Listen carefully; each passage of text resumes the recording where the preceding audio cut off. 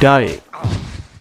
Dying isn't really a good thing. Everyone I know who's experienced dying hasn't really had a positive reception to it. They've all got silence and stuff. Like, here's my granddad's take on dying.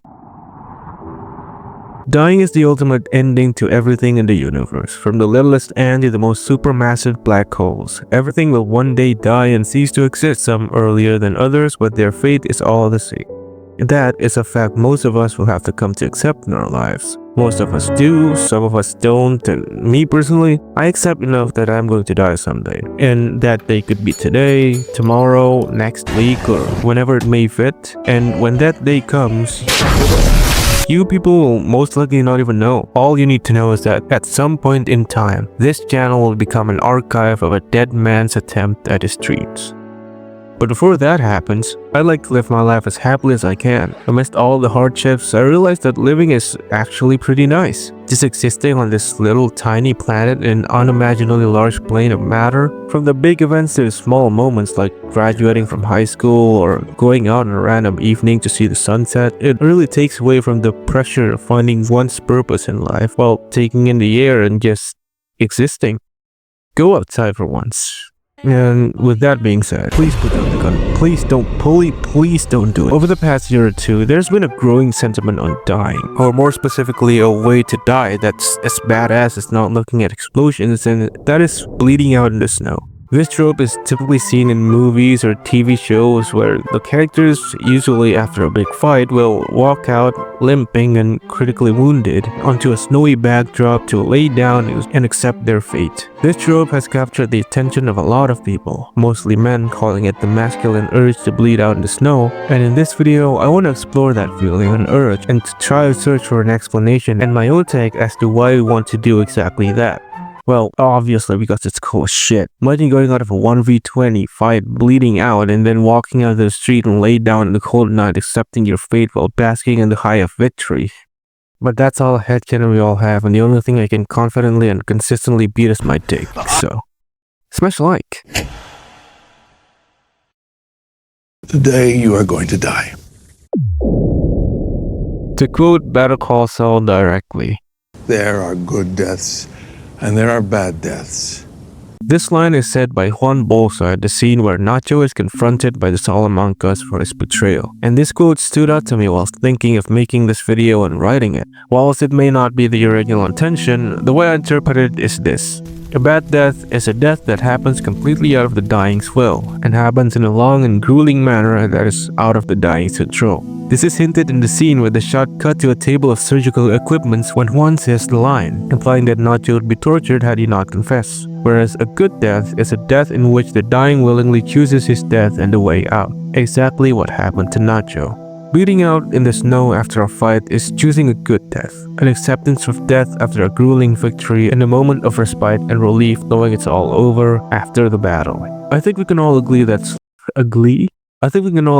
slowly bleeding out is one of the most grueling ways to die. Having your blood slowly drain out of your body while your heart desperately tries to keep itself alive while its very fuel is running out. It's terrifying. It's up there with drowning and falling to your death. But in a scenario like this, you probably won't even notice anything. The adrenaline left from the battle still rushes over you, overriding any sense of pain you would have felt from bleeding out. You bask in a feeling of relief and the realization that whoever you are fighting is defeated and whoever you're fighting for is safe. You lie there as the falling snow slowly blends into the starry night, as your vision slowly fades away, more and more blood rushes out, and finally, lights out.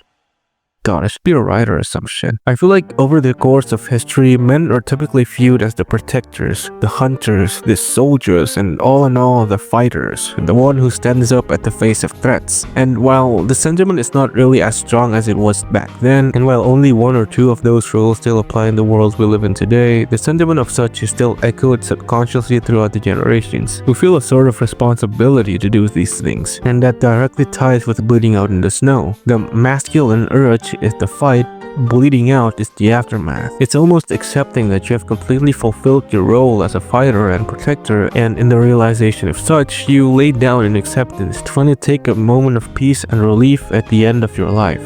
I think that is one of the best deaths you can ever have. Not only you directly survive quite possibly the biggest literal fight you have in your life, but you also choose to die by your own will. Not because help is unreachable or it's hopeless even if you cry for help, but a full-on acceptance of your life and purpose being fulfilled. And going out by bleeding out just adds badass points. I don't know, maybe Jesus will be more inclined to let you into heaven because of that. And while the most commonplace discussed of this bleeding out trope is in the snow, it's not specific to the snow. Even in the shows, they sometimes depict them in different places. In John Wick 4, John Wick bled out in the sunrise in Paris, and in Breaking Bad, they had Walter bleed out in the meth lab. These fit the context of the show well, where John Wick dies in the City of Love, aka Paris, which ties into the reason he quit being an assassin before the first movie, being in love with Helen. And Walt dying in a meth lab fits as it is the only place where he felt fulfilled and happy in life. Though I think snow really fits the whole real life theme of it though. It was mostly brought on because of Blade Runner and the whole literally me thing, but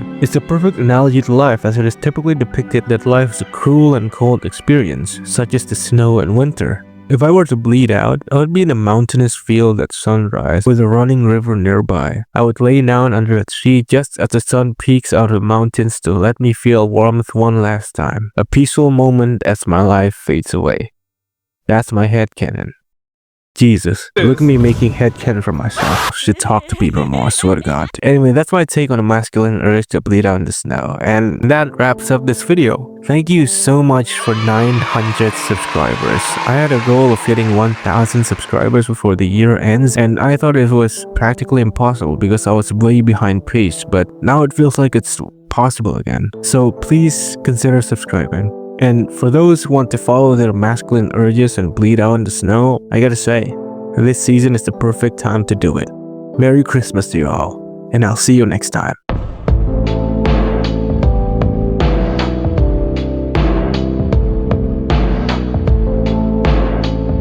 How long do we have? 5 nights.